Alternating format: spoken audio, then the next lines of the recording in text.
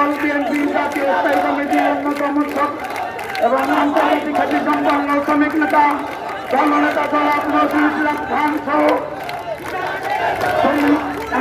শ্রমিক অধিকারের জাতীয় নেতৃবৃন্দ এবং বিভিন্ন ঢাকা মহানগর দক্ষিণ উত্তরের নেতৃবৃন্দ, আমি একটি কথা বলতে চাই।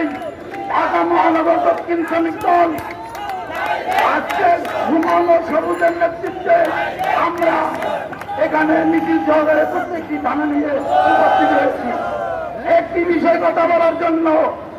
এদেশের শ্রমিকরা না খেয়ে মরছে, এই অবৈধ সরকারের কোন নিয়ম নাই, শ্রমিক অধিকার প্রতিষ্ঠা করার কোন লক্ষ্য নাই। অথচ বাংলাদেশের সর্বস্তরের শ্রমিকরা অনাহারে অর্ধাহারে না খেয়ে ঢুকে ঢুকে মরছে, তার কোনো খেয়াল নিচ্ছে না। এই অবৈধ সরকার মামার্কা নির্বাচন করতে চেয়ে 2000 কোটি টাকা ব্যয় করে অবৈধ নির্বাচন করতে চায়। এই বাংলার শ্রমজীবী মানুষ এই অবৈধ সরকারের অবৈধ নির্বাচন কমিশনের অবৈধ তফসিল এই নির্বাচন শ্রমজীবী মানুষ হতে দিবে না।